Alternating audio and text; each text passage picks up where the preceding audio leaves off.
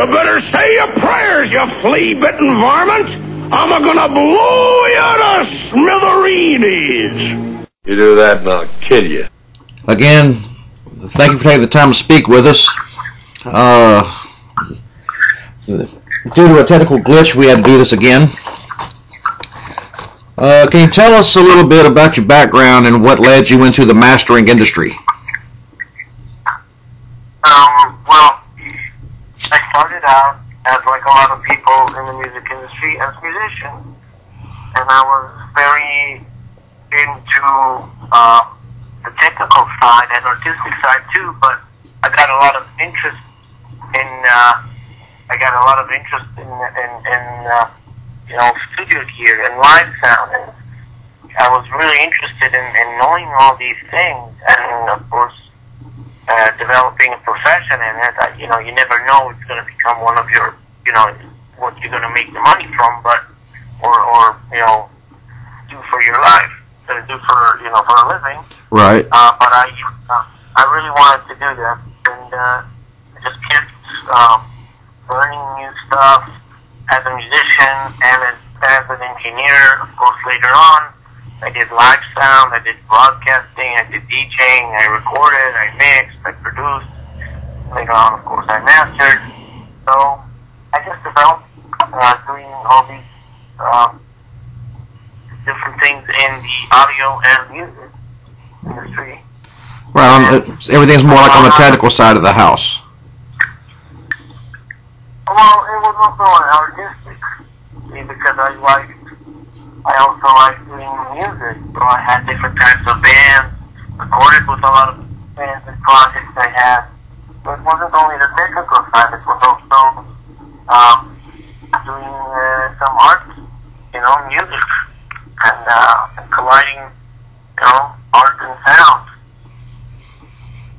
So that was basically what brought me to do this, and in time I noticed that mastering is something I feel very comfortable doing, and I think I can bring a lot to the table, and bring an objective and fresh ear to the project, and from that to bring it to make a new, have a different idea or approach, or bring a new perspective to it. And that's what probably got me more and more into mastering, and I do this for a living. Right on. Now, which artist early on gave you your passion of music? What bands did you listen to when you were growing up and formed your flavor for music? Well, I grew up on rock. 70s rock, 80s rock, pop. Of course, I was rock, alternative rock, metal, topic, industrial, even pop that like dark pop or kind of like 80s pop, and also a lot of the rock bands that were at that time, and some 70s and blues, and and experimental music too, and industrial power and new wave. I was always into different types of music, so I really like doing music and working with musicians. So there was no one band. Like, if you want to say a band that opened my eyes as a really little kid, I guess The Who would be the right band. Right on. And then Zeppelin, Purple, Sex Pistols, Iron Maiden, whatever group, Megadeth. You grow on a lot of kinds of music. Right. Because I like this Jean-Michel Jarre. He's an electronic musician. I also grew on that, and Sisters of Mercy, which is a Gothic band. So I really liked a lot of things. There's just a bunch of music that inspired my life and my vision to go to learn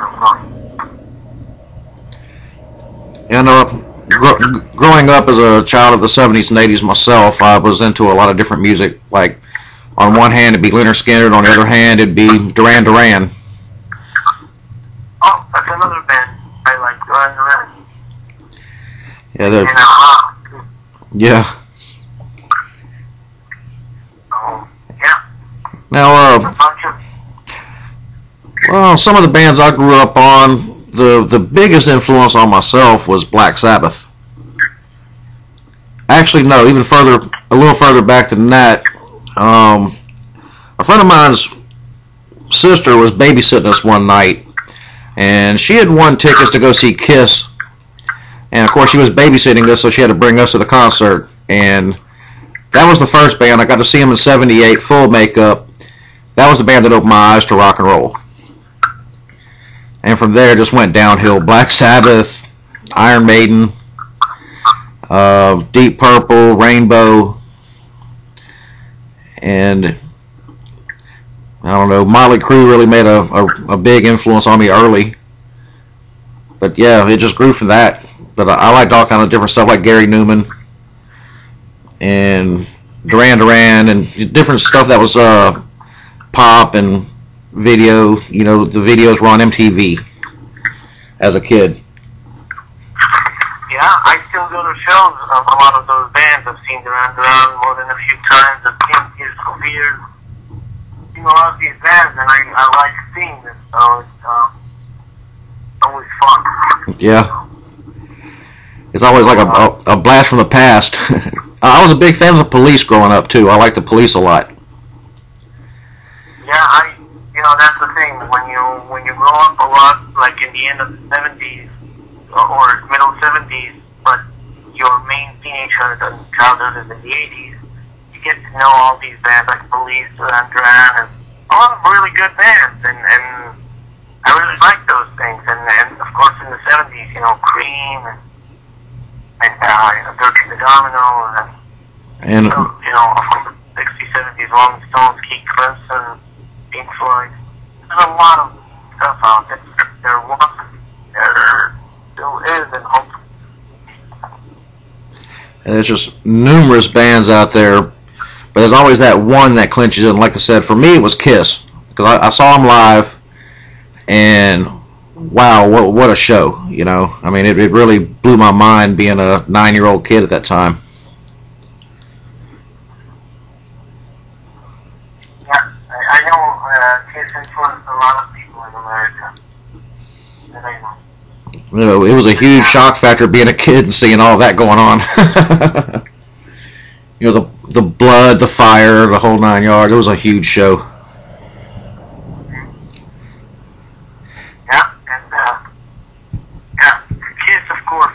Where I come from, we all know of Kiss and some stuff, but they never performed there, so they were never big in our country where I come from, Israel.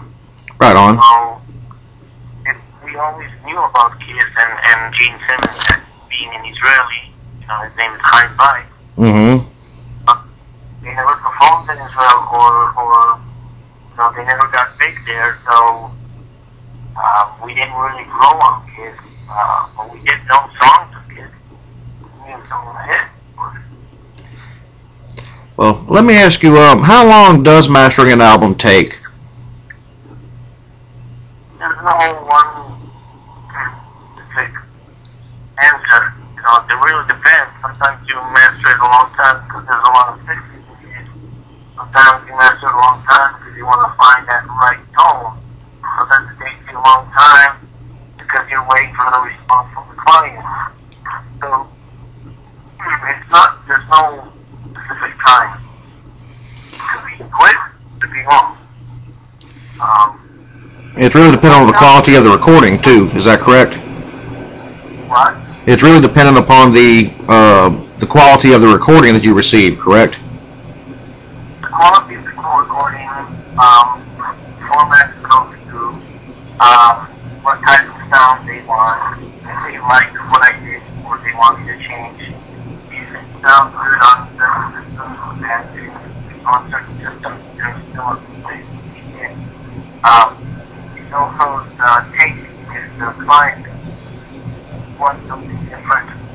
Also how long it's going to take for it to respond. Sometimes you get albums with no track listing. You can get no track listing only after you get it. That also delays a bit.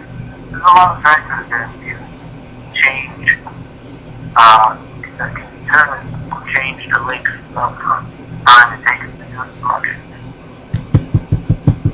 So there's no one set of answers. Okay. So just it's a lot of different factors that play into it that determine the amount of time it would take to actually master a full album. Yeah. Even the song, sometimes it's correct, sometimes not. Sometimes you have to do a few versions. Yeah. So, I can't say how long because every project is different. Now, bands at home doing their own recording, what would they have to know prior to, say, sending a CD out to be mastered? Well, one of the best things is to actually contact the mastering engineer and talk with him and ask him how does he like getting the work sent to him.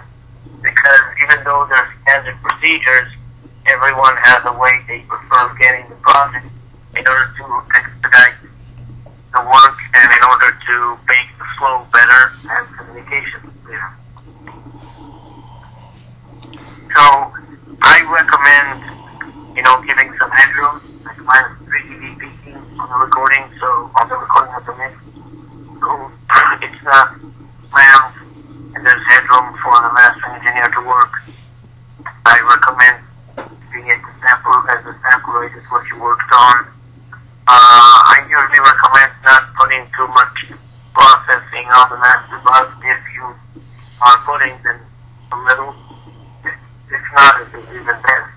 That's not good anybody. If you can't chance it, you have to, then okay. But those are, giving headroom, leaving headroom, like minus 3 dB peaking, sometimes minus 8, minus 5, depends.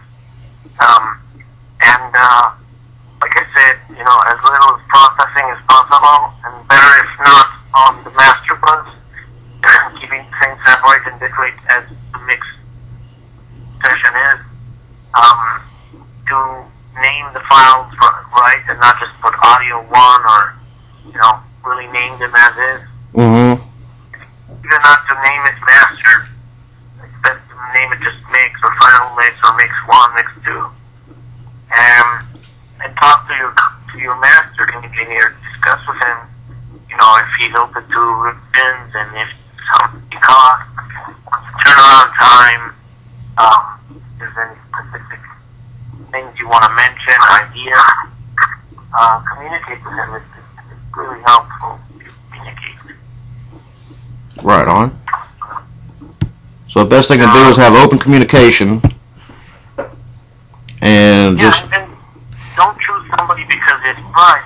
Choose somebody because you want to work with him. Like, the type of work he's doing, or if you see he's really interested in working with you. And don't just because he's cheap go to him, or don't because someone's expensive not to go to him. Well, it's kind of like it's the old saying, you get what you pay for. A lot of times, if you go with someone cheap, you may get what you paid for.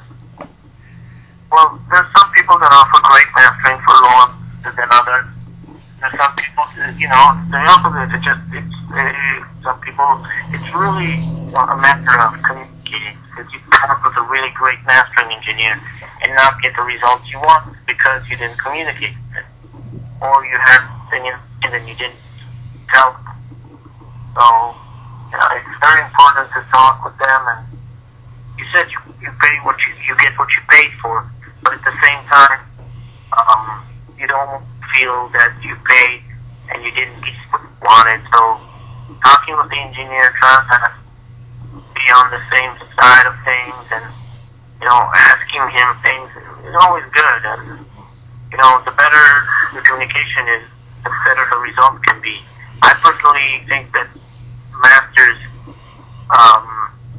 shouldn't be that loud. A lot of people want them really loud. I think it doesn't translate that on a lot of systems and in radio, and some sort of it has to be loud to sound good on the radio, and it's not. It doesn't have to be loud to sound good on the radio, or it doesn't have to be in a certain way to achieve a certain result. There's a lot of ways to get different results, and you could give the master to 4 mastering engineers, and you'll get 4 different sounding masters. Each one is talent to it, and sometimes you can just call back and say, hey, we want to change here or there, and then after the change, it fits your need. It doesn't have to be on the first time. It's just like recording vocals or mixing. Sometimes it takes 50 vocal takes to make a great take, and sometimes 20 mixes to get the right one. So it's okay if it takes a few masters to get the right one.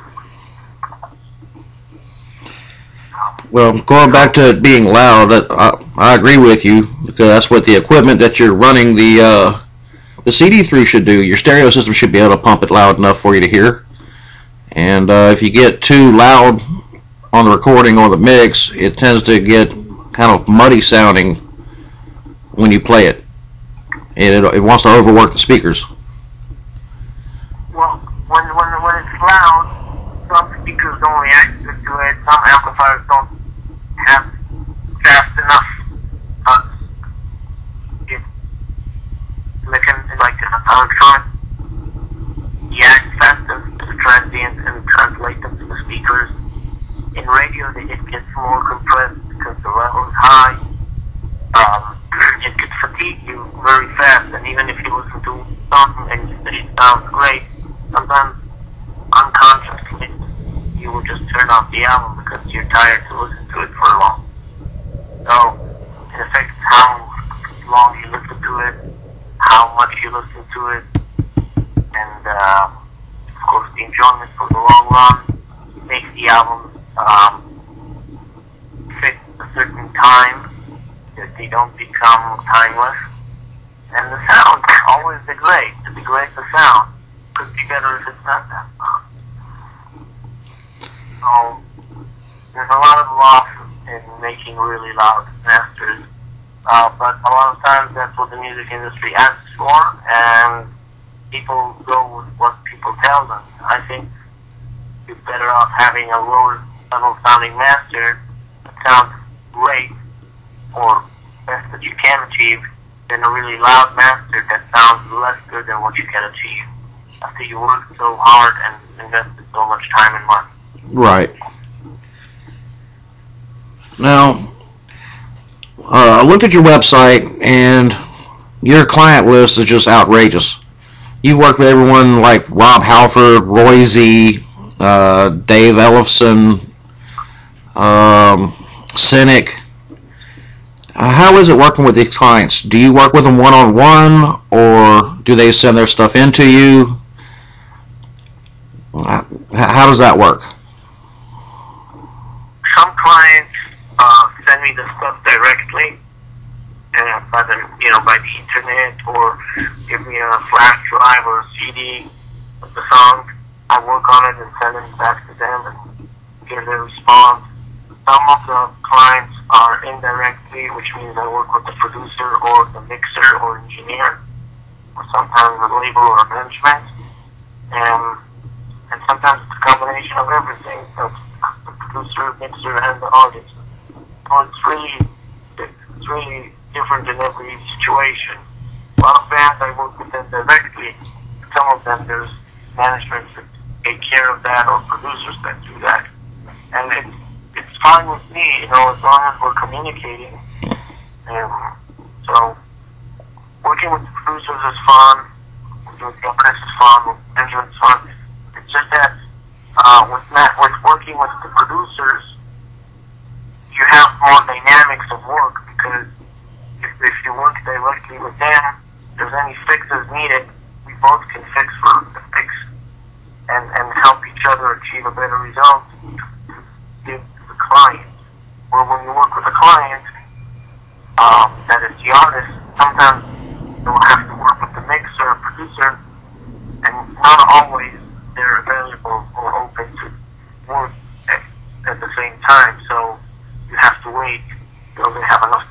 they have an opening to do Right. if needed. So, the best is to work with the producers and mixers where we can talk about the project, see what I can do, they see what they can do if they need to do some revisions in the mixes. I can say, hey, could you fix this and that, and they'll fix it and send me.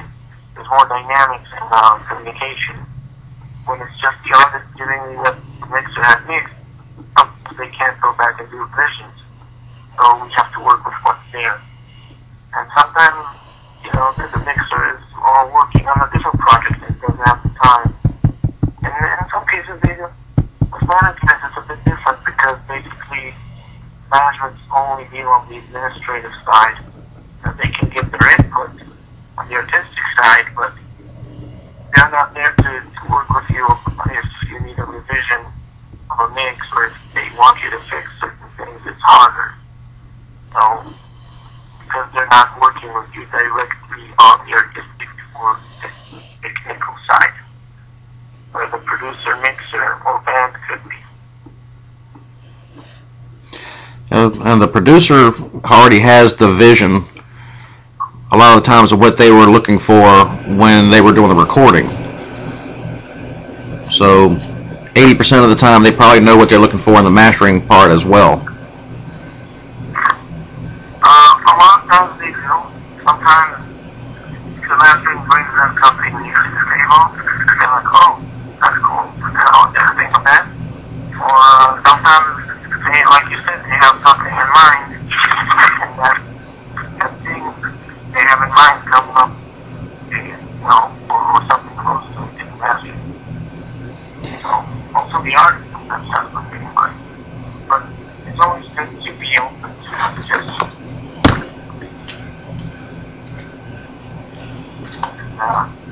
It can bring a fresh vibe to music and make the listener attached more.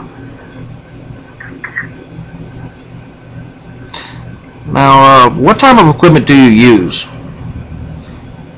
Do you use mostly analog or digital or a combination of both? Well, I have a lot of analog equipment, mostly equipment.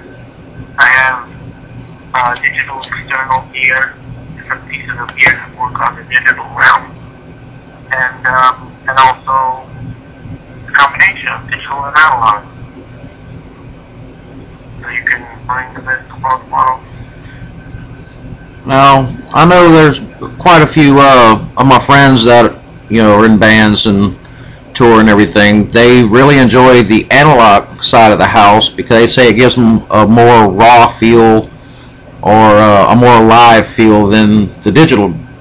Do you find that to be true, or? No, it really depends. Analog works great.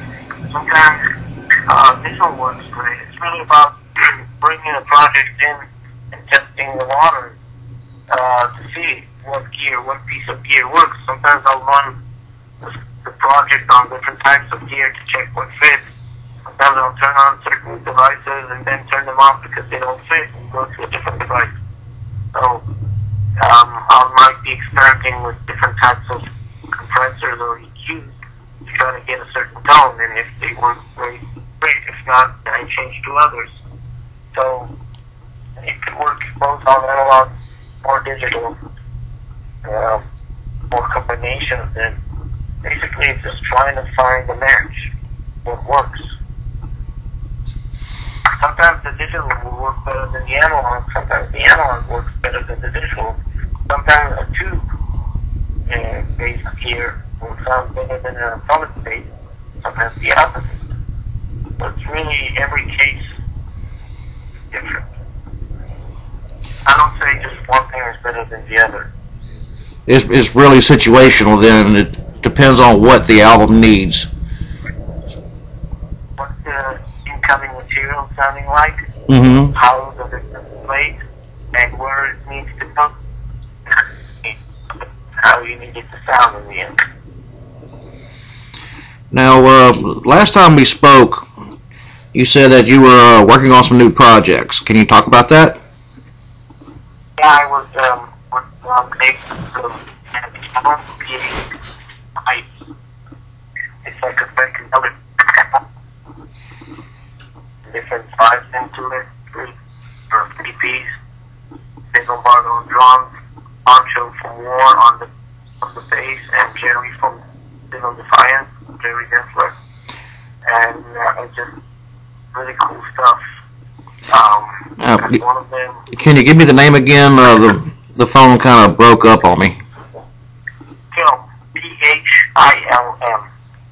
Philm. Yeah.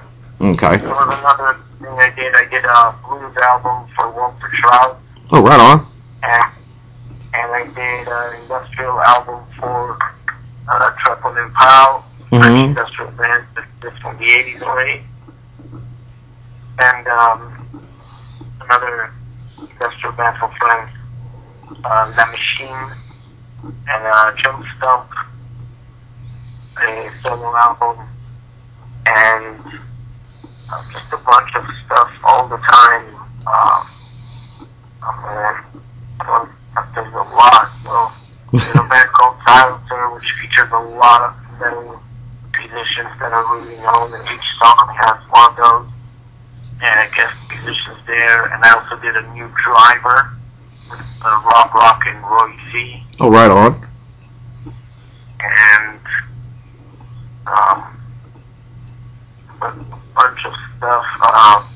Bear Witness, which is a this little band, and Commander in Chief, which is Bill guitar shredder. That she's Danish, but they live in England, but they're Danish. Mm-hmm. She's really good. And just a lot of things. I don't remember everything. Oh, I did this band, it's the Prague Collective, featuring members of Yes. Oh, wow. Like Chris Wire, Tony Kaye, Billy Sherwood, and Rick Wakeman also is there. And just a lot of people. I did few acoustic stuff, I did this world music album called Prima Shakti. Mm-hmm. Just some electronic music called Organic. A lot of things. So Sometimes I don't even remember it. it seems like sleep's not one of your things. Constantly working. Yeah. I agree with that. Now, you mentioned Roy Z. You did a lot of work with him over the years. Is that correct? Yeah. He's a great producer, great person, great musician and guitar player. Oh, he's an awesome musician. He's really cool, and I recommend people checking his work out because, he's done a lot of albums and really cool stuff. He's a good friend, and he's good people. He's really nice, and I really like him, and I'm honored to work with him. All right. Now, you say again? Such a good person. Now, do you find it harder working within the industry, or do you find it harder working, say, with independent artists? People are people. So, you can work with really great musicians, and they're great people, and you'll enjoy the process because the music and recording is great, and the people are great. Mm-hmm. You can work with that are great people, but not so good musicians, but at least they're good people, so you enjoy the interaction and the communication. You can also work with great musicians, bad people, and at least you have good music to hear and work with, and hopefully that can bring you more work. And the worst situation is if it's bad people and bad music. Mm-hmm. So it doesn't matter if it's major or independent. It's people behind it. People behind it. That's a great way to look at it. Now, you mentioned you started off playing in a band. What instrument did you play, or do you play? I started as a bass player, then did some synthesizers, then combined them both. Did some avant-garde music, played with some effects. But originally I'm a bass player. Oh, right on. And what kind of hobbies do you have, say, outside of work? Whenever you have the time. To be honest with you, I have less and less hobbies nowadays. Because I don't have time to make music. Don't have time to do anything else. So, I guess my hobby is not a hobby. Your hobby is your work. I guess it's a profession, yeah. Right on. It's a good hobby to have, you know. I mean, work, hobby, and you enjoy it. It makes it all worthwhile. Yeah, yeah. I think you get to that point where you really enjoy your work, so you might not need a hobby. But you know, everybody has something he'll do. You know, in the past, it was music. That was my hobby. But I do like, you know, going to see shows, meet people, you know, go to events and you know, conferences and expos and you know, music-related stuff. And I guess, yeah, that's most of my life, probably music. Music is my soundtrack. Now, is there ever a time when it seems like you just have too much on your plate and you have to step back for a minute, or do you just you welcome all the work that's coming in? I love keeping busy. I love it. You know, sometimes it's a lot at a certain time, so you spread it. You know, but I love being busy. It makes me happy. Right on. And you know, we talked about this before. You say recently, I think towards the end of last year, you mastered a recording for some friends of mine in a band called Excommunicated. And yeah, Kelly. Yeah, yeah. Dude, He's a really awesome dude. He's a very cool person. I had a great time working with him. Communications was awesome. You know, we were talking. You know, if there's any changes needed, I would tell him, he would tell me, we would just work with that, and just, you know, he'll send me a fixed mix, or I'll send him another version, and the process was great. I really had a good time, and that's when you have the combination of good people, and good music, and good vibes, and it just makes you enjoy the process, and get more. I always give more to my clients. I always on the extra mile, but here, in this case, it was great to go the extra mile. Not just because I do that on an automatic thing. It's just because it was really fun doing that. And Chad is a great guy. And yeah, it was fun. I really enjoyed it. It is a cool CD to check it out. Mm-hmm. I think he produces some good recordings. I sure will. I most certainly will. The drummer that played on that CD plays today in Soulfly. Yeah, and he did some albums with Bortnagar and God, I forget who else. He's played with a lot of people. I think Malevolent Creation was when he played with too. But yeah, I heard he recently got into Soulfly, which is an awesome gig. Yeah, I agree. And that guy he's just a great drummer. He is very brutal in that kit. Yeah. And yeah, it was quite on good. Now, do you ever travel to do a mastering project, or is everything pretty much done at your studio? I've traveled to other places where I had a studio of my own that I mastered when I had to go out to do certain things out of the country, and still I had to finish certain mastering projects, and some of them were mastered in my other studio, which is not here. But other than that, the 5.1 surround project, I was doing other mastering facilities or other studios. Mm-hmm. But the majority, 90% is done here. Okay.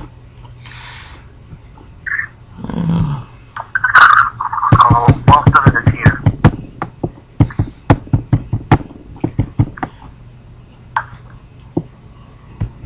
Now, Which is good. say again? Good because I wanted to come here because that's the place I know the best. That's understandable. That's the place that you're most comfortable at, and that's where you're most comfortable is where the best work comes out. I know when I go to the studio, I have a certain studio I like to use when I record, and any other place I don't get the same vibe and I don't play as well. But if I go in this one spot, it really brings it out in me. It's like it's inspirational. Yeah. Exactly. And it's an environment you know best. So why change? So it's important. Now, who were some of your favorite clients that you've worked with over the years? Cool. You mean musically? Mm-hmm. Well, it was great working on all the Halford albums. And, it's great to work with such an awesome musician and singer. So Mm-hmm. it's like, Well, yeah, he's like the godfather of metal. yeah, I mean, it was he's got one of the most incredible voices out there. Yeah, we've done quite a few albums, a few studio albums and a few live albums, and it was great. It was very exciting for me. And also working with David Allison's band F5 was really fun, and David is a cool dude. I like working with him, and we've done some stuff, other stuff too, and he's just a cool dude, and that was fun. And working with Dave Lombardo's band Film. Mm-hmm. And it was fun working on the Angry Mountain album because I'm a fan of a lot of his old music too, Right. That kind of stuff he had in the beginning. Times, the first album. So this album that I've done, Special Flame, is kind of like what it's the beginning album. The first 4 albums, and it's just great. I liked it very much. And working with him and working. Cynic is, has great music, so albums like that is fun.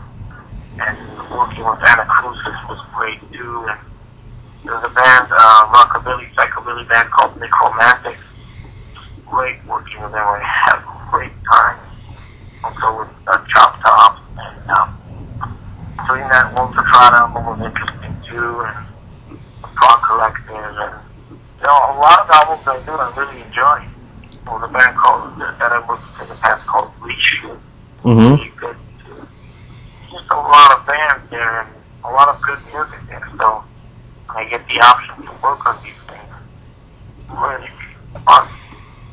So there's a lot of bands that really had a good time. So I don't know how to base it. Which one was there's a lot. I really had a good time, and I think you can hear that I had a good time because I'm putting a lot of effort into it. Even if it's not easy, even if it takes a lot of hours, I'm into it. Part of the process, and I love it. Now, let's see. Now, anyone pretty much with a good recording can contact you for mastering. What kind of requirements do you have for someone to send you a project? Requirements? Mm-hmm. Well, first of all, to communicate with me. Second thing, whatever they want, they should tell me. If they want to work with me, tell me. If you decide not to, please tell me. It's always good to know. And if you're sending me files, tell me. Just communicate with me. That's the main requirement. second requirement would be, based on us actually going to work together, is paying me on time. After that is communicating with me again, so we don't have to wait a long time to get responses. And the fourth one is, if we work together and you like my work, please tell people, please put my name in the credits in the press releases and the website so other people will know too. Because nowadays, a lot of people have their songs on their computer, but they don't actually have a cover of the CD, or they don't look at it, and, they put it somewhere. So having the credits on the website, even on the Facebook, MySpace, Verb Nation, YouTube, all that, helps people know who worked on it, and helps people like me or other service providers get more known, get potential work coming in. So basically, everybody can work with me. You just need to communicate with me, pay me, and be nice in terms of, helping out, and by returning calls or email, by being very communicative and supporting. Even though I get money for my service, I still put a lot of time and effort at the extra mile. So, good. Yeah, those are the requirements, and those are very easy requirements to follow up. Now, how would people get in contact with you? Very easy. They can call me, 818-564-9376, or they can email me, mappelbaum@gmail.com, or go to my website, Maor Appelbaum.com, which is www.maorAppelbaum.com. And I have 4 Facebooks, so you can find me on one of them. And if it's filled and next and I can't add you, try to add me to all the others. And the ones that I can, I will add. So it's easy to get a hold of. Right on.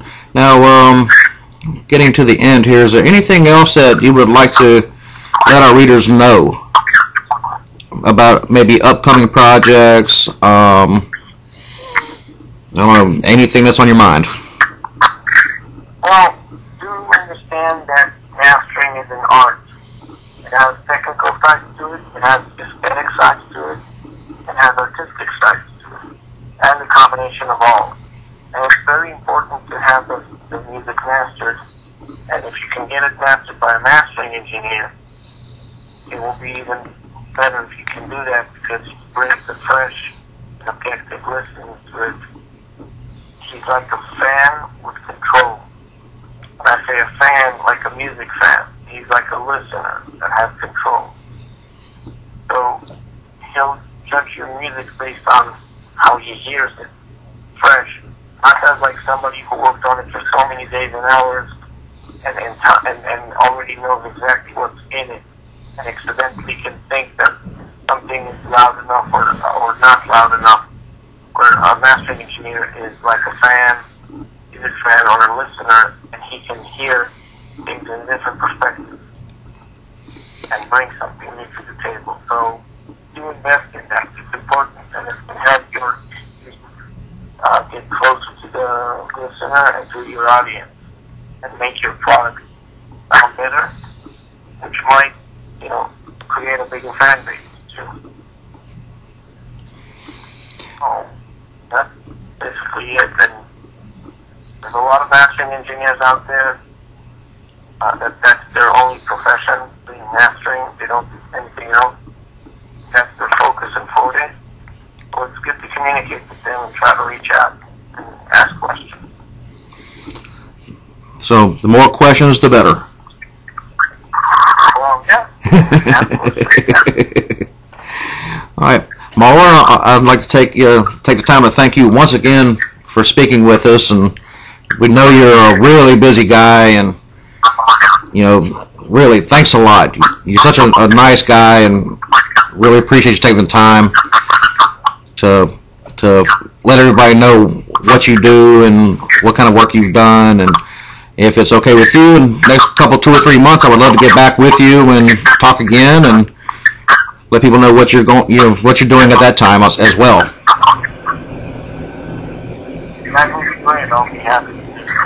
Excellent, excellent. Well, again, appreciate it, Maor, and